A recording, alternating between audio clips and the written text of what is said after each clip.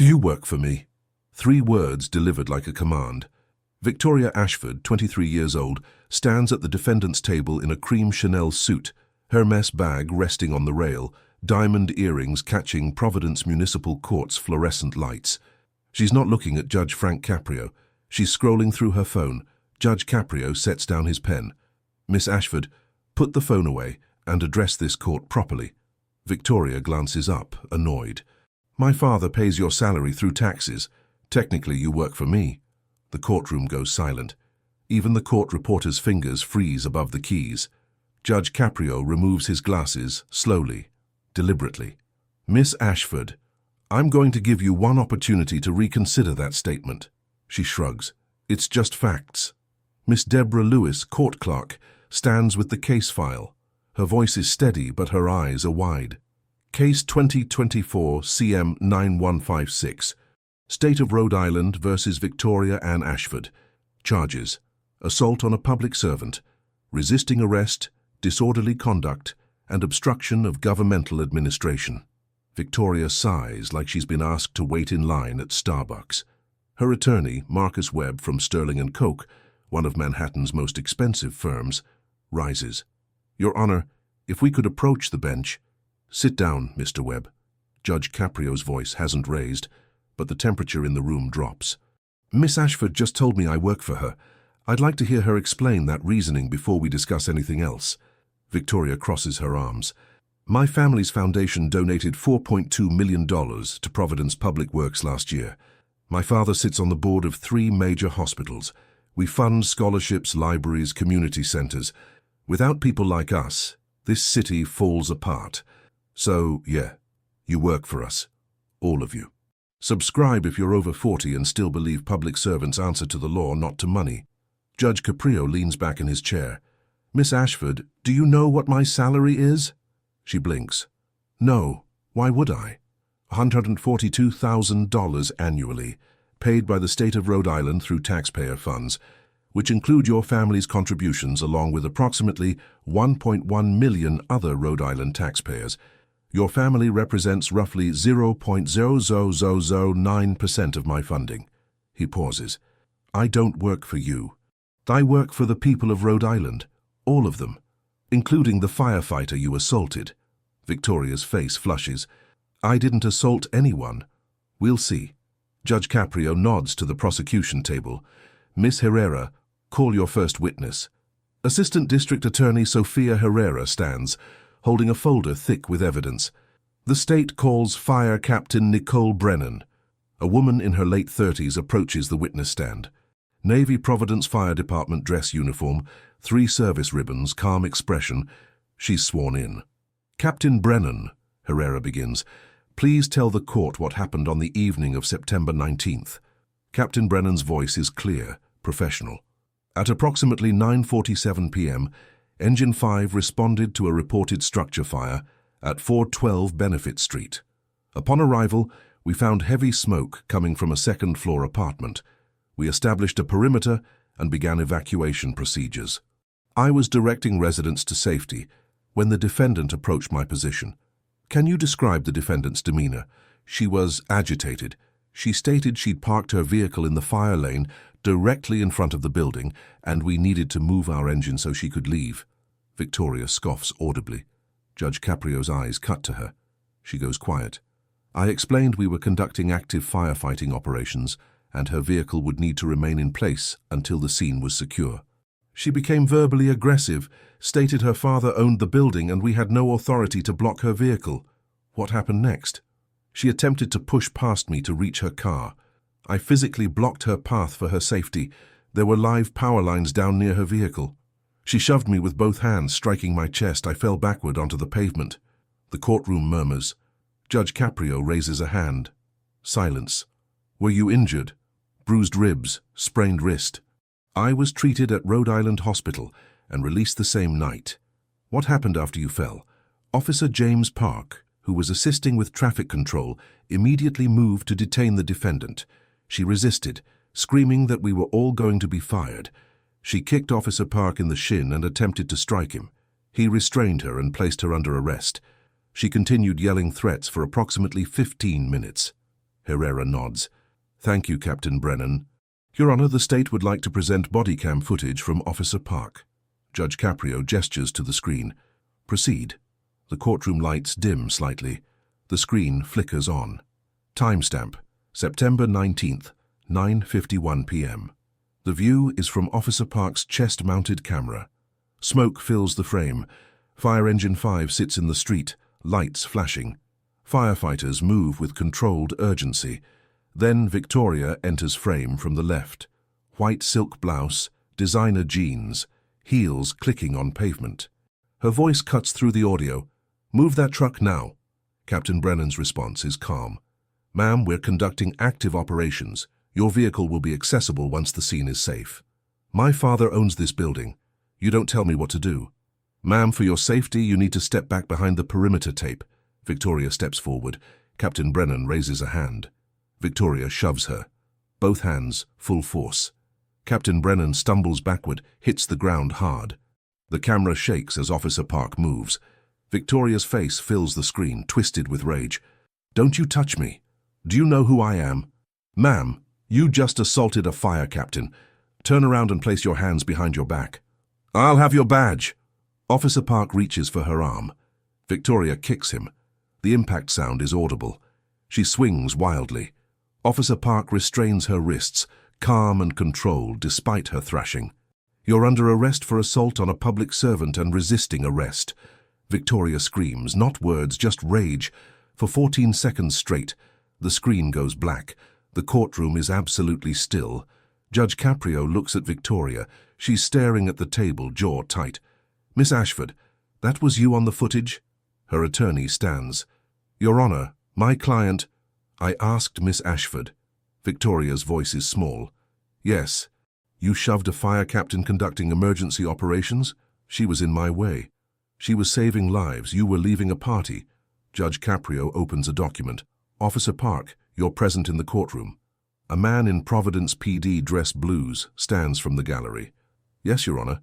The shin injury. How long did it affect your ability to work? 3 days light duty, Your Honor. Significant bruising. Judge Coprio nods. Thank you, officer. He turns back to Victoria. Miss Ashford, you told me I work for you. You told Captain Brennan your father owns the building, so she had no authority. You told Officer Park you'd have his badge. Do you see a pattern? Victoria says nothing. You believe wealth grants you authority over public servants performing their duties. That belief is not just wrong. It's dangerous. Captain Brennan could have been seriously injured. The people inside that building could have died while you delayed operations. Your entitlement could have cost lives. Marcus Webb stands. Your Honor, my client is deeply remorseful. Her family is prepared to make a substantial donation to the Providence Fire Department to... Sit down, Mr. Webb. Judge Coprio's voice is ice. Your client can keep her money. This court is not for sale. Webb sits, face pale. Judge Coprio opens another folder. Miss Herrera, I see there's a prior incident report here. Walk me through it. Sophia Herrera stands. Your Honor, 8 months ago, Miss Ashford was stopped for driving 65 miles per hour in a 35 zone on Hope Street. When Officer Castellanos approached her window, she stated her family's attorneys would have him demoted if he issued a citation. The officer issued a warning.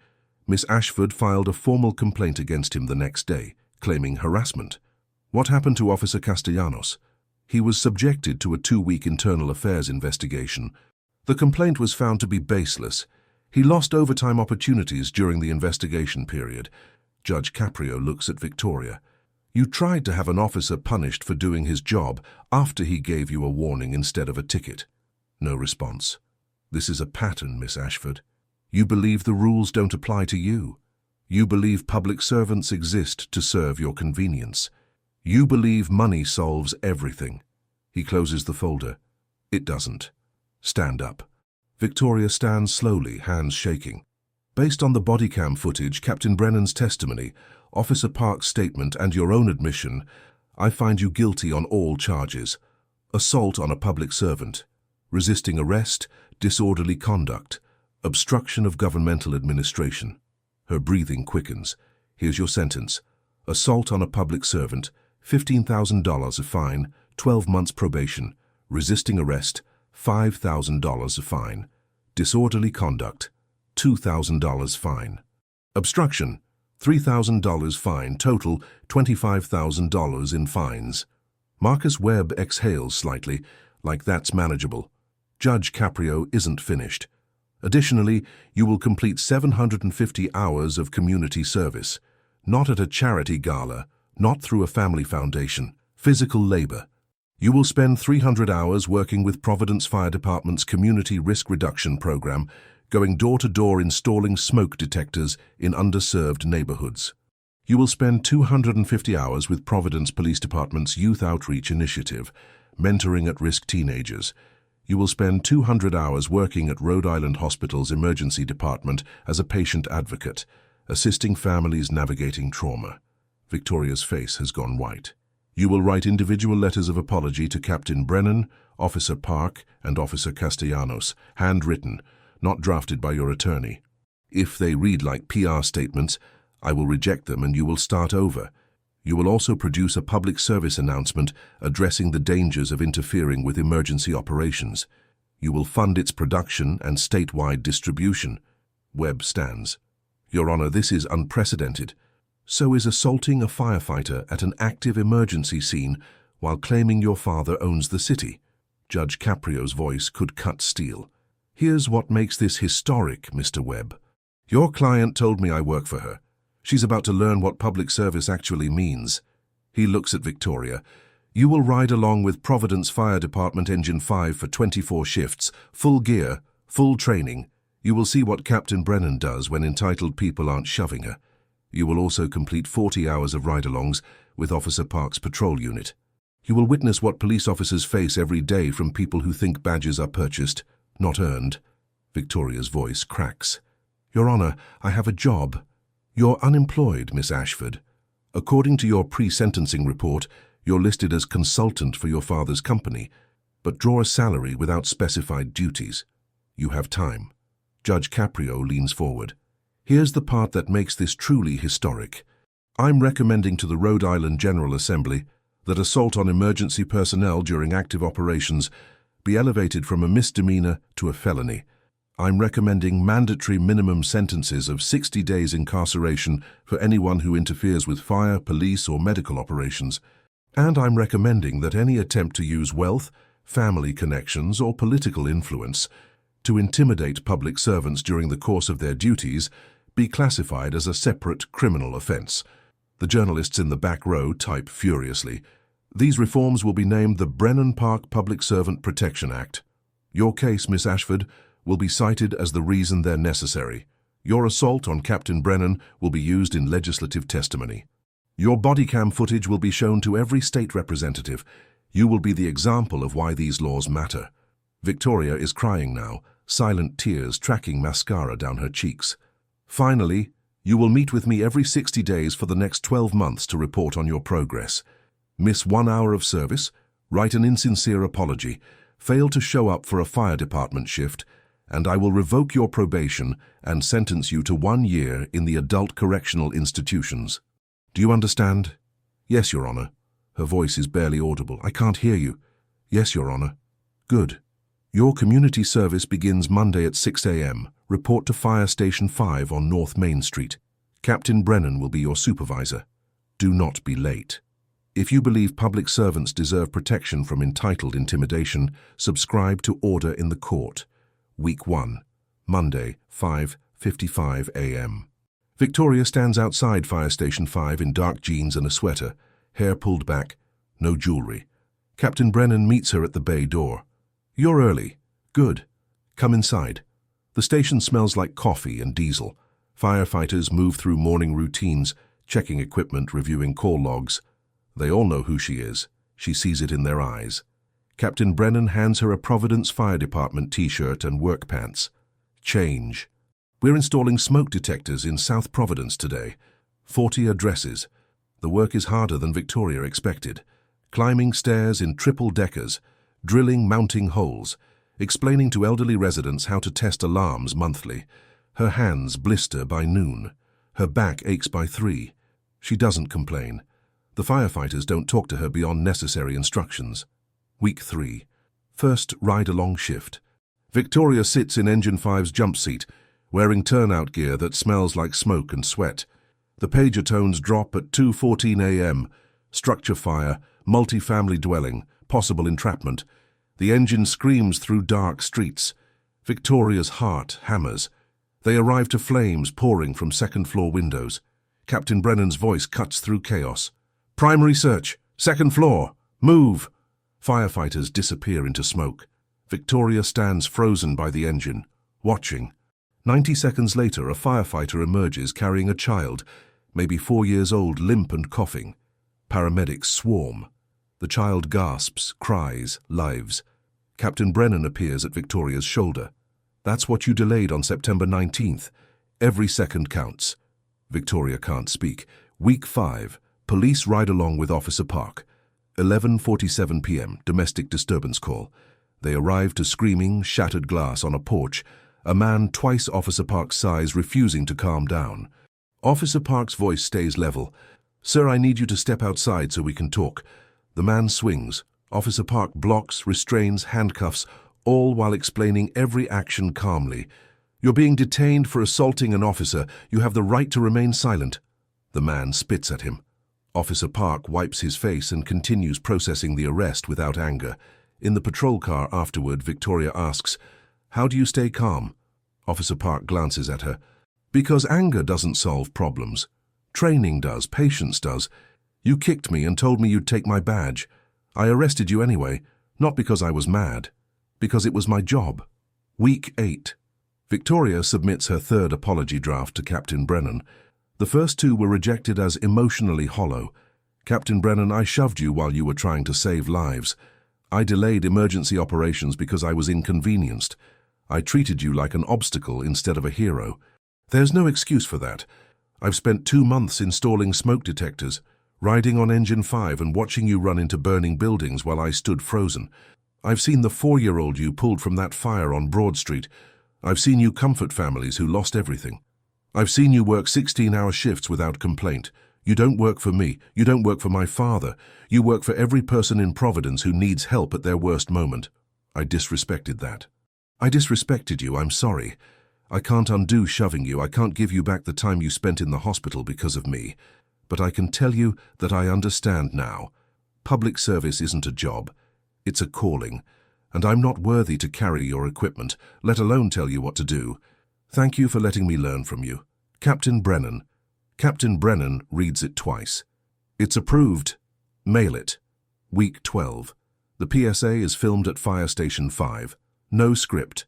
Victoria sits in the bay, Engine 5 behind her.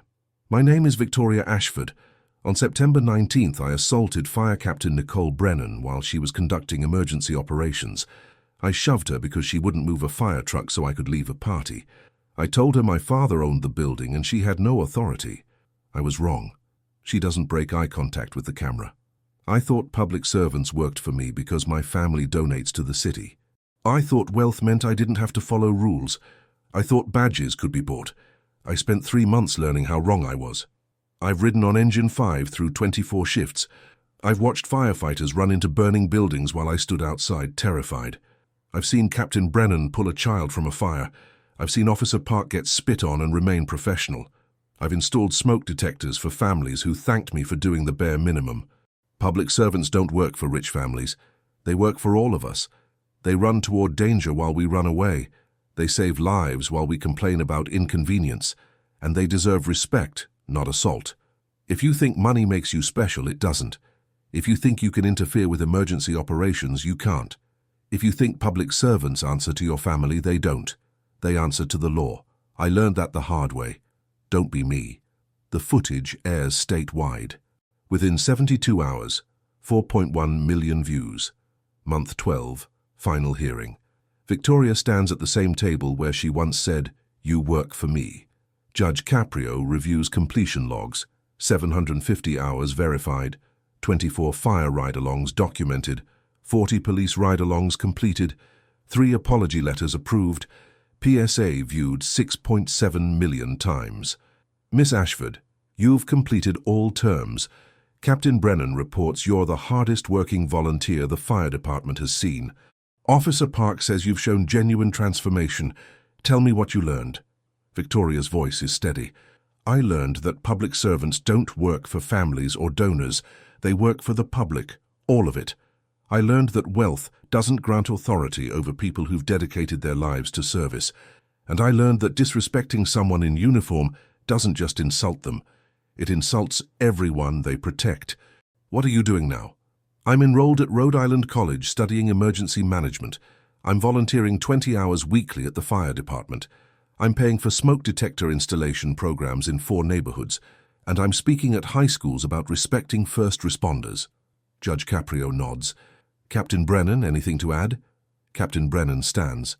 Your Honor, Victoria showed up early to every shift. She didn't complain. She didn't ask for special treatment. She learned. I believe she's changed. Officer Park? Officer Park rises.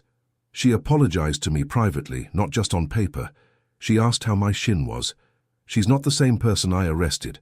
I believe in second chances when they're earned. She's earned hers. Judge Coprio stands. Miss Ashford, your probation is complete. However, the legislative reforms I recommended have passed. The Brennan Park Public Servant Protection Act is now Rhode Island law. Assault on emergency personnel during active operations is now a felony with mandatory minimum sentencing. Attempted intimidation of public servants using wealth or influence is a criminal offense, and your case was cited in every legislative hearing. He pauses. Your assault on Captain Brennan created a law that will protect first responders across Rhode Island for generations. That's your legacy. Make sure the rest of your life honors it. I will, Your Honor. You're dismissed. Don't come back. Victoria walks out into December sunlight. Captain Brennan waits on the steps. They shake hands. Officer Park joins them. No words needed. 3 years later, the Brennan Park Act has been adopted by 11 states. First responder assaults have dropped 41% in Rhode Island. Victoria graduated with honors in emergency management, now works as community liaison for Providence Fire Department. She runs the smoke detector program she once completed as punishment. Last year, detectors she installed saved 2 families. Judge Coprio, reviewing case files in his chambers, pulls the Ashford folder. He reads Captain Brennan's final report. Subject transformed completely. Recommend as model for rehabilitation effectiveness. You work for me, Victoria Ashford once said.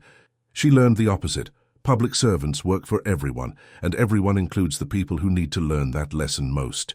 Should wealth-based intimidation of first responders always result in mandatory service with those departments? Tell us below.